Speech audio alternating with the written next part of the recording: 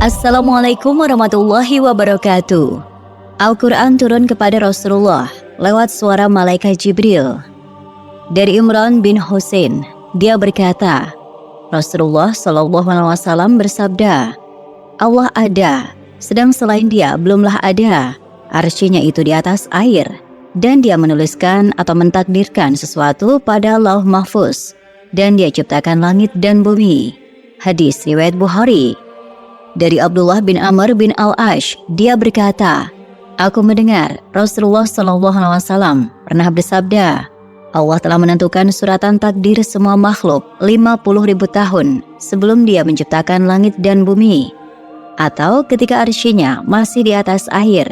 Hadis riwayat Muslim. Sunnah Rasulullah tersebut menunjukkan segala sesuatu telah ditakdirkan atau ditetapkan dan dicatat oleh Allah SWT dalam kitab Lauh Mahfuz sebelum dia menciptakan langit dan bumi, beserta semua apa yang ada di langit dan di bumi.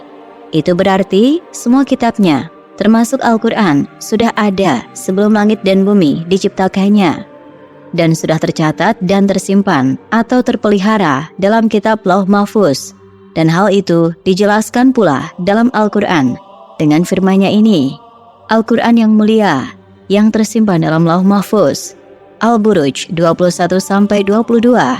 Sesungguhnya Al-Quran ini adalah bacaan yang sangat mulia pada kitab yang terpelihara, Lauh Mahfuz. Al-Waqiah 77-78. Dengan demikian, Al-Quran sudah ada sebelum Allah SWT mewahyukannya kepada Jibril untuk disampaikan kepada Rasulullah SAW. Dan tidak ada bagi seorang manusia pun bahwa Allah berkata-kata dengan dia kecuali dengan perantara wahyu atau di belakang tabir, atau dengan mengutus seorang utusan atau malaikat, lalu diwahyukan kepadanya dengan seizinnya apa yang dia kehendaki. Sesungguhnya dia maha tinggi lagi maha bijaksana. Asy-Syura 51. Allah memilih utusan-utusannya dari malaikat dan dari manusia. Al-Hajj 75. Allah SWT menetapkan utusannya dari golongan malaikat, yaitu Jibril, sedangkan utusannya dari golongan manusia adalah Rasulullah SAW. Dengan demikian, Allah SWT menurunkan Al-Quran itu kepada Jibril lebih dahulu. Allah SWT menjelaskan hal itu melalui firman-Nya ini, sesungguhnya kami telah menurunkannya, Al-Quran, pada malam kemuliaan. Surah Al-Qadar 1. Bulan Ramadan, bulan yang di dalamnya diturunkan atau permulaan Al-Quran. Surah Al-Baqarah 185. Dan tahukah kamu apakah malam kemuliaan itu? Malam kemuliaan itu lebih baik dari 1000 bulan. Pada malam itu turun malaikat-malaikat dan malaikat Jibril dengan izin Tuhannya untuk mengatur segala urusan. Malam itu penuh kesejahteraan sampai terbit fajar. Al-Qadar 2-5. Demi kitab Al-Quran yang menjelaskan, sesungguhnya kami menurunkannya pada suatu malam yang diberkahi, dan sesungguhnya kamilah yang memberi peringatan. Pada malam itu telah dijelaskan segala urusan yang penuh hikmah, yaitu urusan yang besar dari sisi kami. Ad-Duhan 2-5. Firman-Nya tersebut menunjukkan bahwa segala urusan yang diatur oleh Jibril dan para malaikat tersebut adalah urusan yang besar yang penuh hikmah. Jibril yang menjadi utusannya dalam menyampaikan Al-Quran kepada Rasulullah SAW, lalu menjelaskan semua urusan yang penuh hikmah itu kepada para malaikat di malam kemuliaan tersebut. Allah SWT menurunkan Al-Quran melalui suara malaikat Jibril kepada Nabi Muhammad SAW. Artinya, Al-Quran tidak berwujud buku, tapi berupa suara malaikat Jibril yang menirukan kalam Allah atau perkataan Allah SWT. Ustadz Ahmad Sarwat dalam bukunya Sejarah Al-Quran menyampaikan, setelah wahyu Al-Quran diterima, Nabi Muhammad langsung memanggil para sahabat untuk menyampaikannya, sekaligus mencatatnya melalui beberapa media. Secara teknis, Jibril menurunkan wahyu dalam bentuk suaranya, dan begitu Jibril berlalu, Rasulullah SAW memanggil para sahabat untuk menuliskannya. Katanya, Ustadz Ahmad mengatakan, seperti disampaikan Ghanim Al-Quduri dalam kitabnya Rasmul Mushaf Dirasah Lughawiyah Tarikhiyah, menyebutkan Para sahabat yang diperintahkan menulis wahyu cukup banyak jumlahnya, hingga mencapai 43 orang. Dan yang paling terkenal adalah Utsman bin Affan, Ali bin Abi Thalib, Zaid bin Sabit, Ubay bin Ka'ab, Abdullah bin Sa'ad, Hanzalah ibnu Arabi, dan lainnya. Namun yang paling produktif dan menonjol untuk menuliskan wahyu dari semuanya memang Zaid bin Sabit. Pengakuan langsung dari Zaid sebagai berikut. Aku seorang penulis wahyu Rasulullah. Caranya dengan beliau sallallahu alaihi wasallam membacakannya kepadaku. Bila sudah selesai, beliau pun memerintahkan aku untuk membaca ulang. Maka aku membaca ulang. Bila ada yang terlewat, beliau membenarkannya. Rasulullah sallallahu alaihi wasallam memang selalu memanggil Zaid untuk siap sedia kapanpun turun wahyunya. Panggilkan Zaid dan suruh bawa batu, pelepah, dan tulang. Saking perhatiannya beliau sallallahu alaihi wasallam terhadap penulisan wahyu, sampai Rasulullah mengeluarkan larangan untuk menulis selain wahyu. Jangan kalian menulis tentang aku. Siapa yang terlanjur menulis tentang aku, hapuslah, kata Nabi. Larangan ini karena Nabi Muhammad SAW khawatir akan tercampur-campurnya antara teks asli Al-Quran dengan penjelasannya. Padahal penjelasannya itu bukan bagian dari Al-Quran. Ustadz Ahmad menyampaikan, Al-Quran turun tidak dalam bentuk tulisan. Untuk itu, jangan pernah membayangkan Jibril turun membawa sebuah buku bertuliskan ayat-ayat Al-Quran dalam aksara Arab yang berisi 6.236 ayat, 30 juz, dan 114 surat. Apalagi sampai ada terjemahannya berbahasa Indonesia yang sudah direvisi. Tidak, sama sekali tidak. Katanya, Jibril tidak bawa apa-apa di tangannya. Dia hanya membacakan Al-Quran dengan suaranya. Lalu didengarkan oleh Nabi Muhammad SAW, masuk ke hati sanubari beliau dan tersimpan abadi. Dan turunnya Al-Quran melalui 3 fase berturut-turut. Ramadan merupakan bulan yang mulia. Di dalamnya, Allah SWT menurunkan Al-Quran kepada Nabi Muhammad SAW. Syariat yang terkandung dalam kitabullah ini berlaku bagi seluruh manusia hingga hari akhir. Rasulullah SAW bersabda dalam sebuah hadis qudsi, Allah berfirman, barang siapa yang disibukkan oleh Al-Quran daripada berzikir kepadaku dan memohon kepadaku, maka aku berikan kepadanya sesuatu yang lebih utama daripada yang aku berikan kepada orang-orang yang memohon kepadaku. Dan keutamaan kalam Allah di atas seluruh perkataan adalah seumpama keutamaan Allah atas makhluknya. Allah Ta'ala menetapkan malam turunnya Al-Quran sebagai Lailatul Qadar. Nilai malam itu lebih baik daripada 1000 bulan.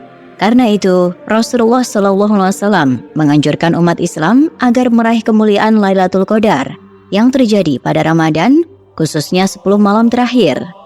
Menurut alim ulama, Al-Quran tidak hanya diturunkan pada Lailatul Qadar.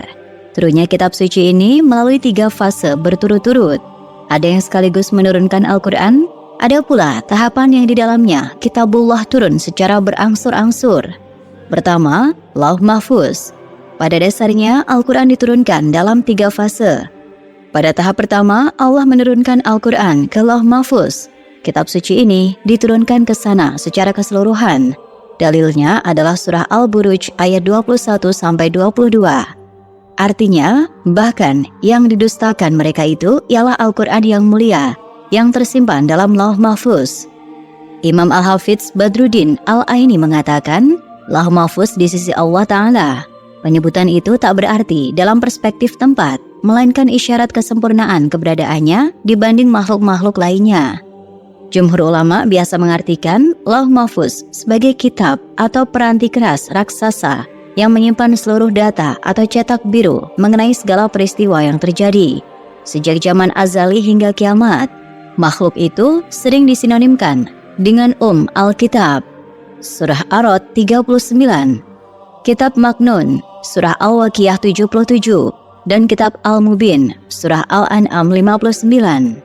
Kedua, Baitul Izzah. Fase ini merupakan kelanjutan dari sebelumnya.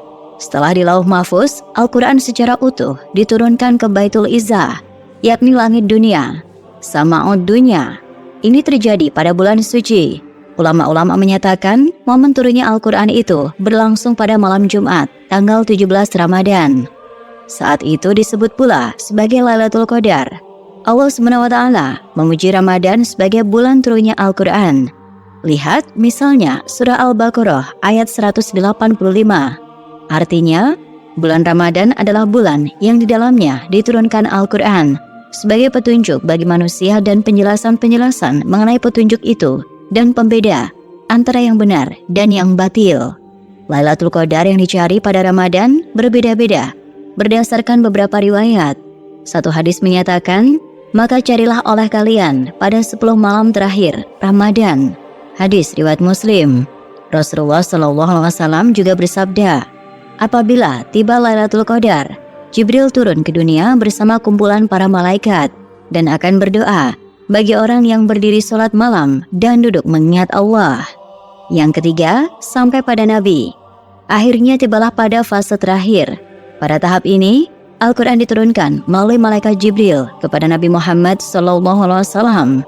Turunnya kitabullah ini terjadi secara berangsur-angsur, yakni dalam kurun waktu sekitar 23 tahun. Dalil terkait hal itu adalah surah Asy-Syura ayat 193 sampai 195.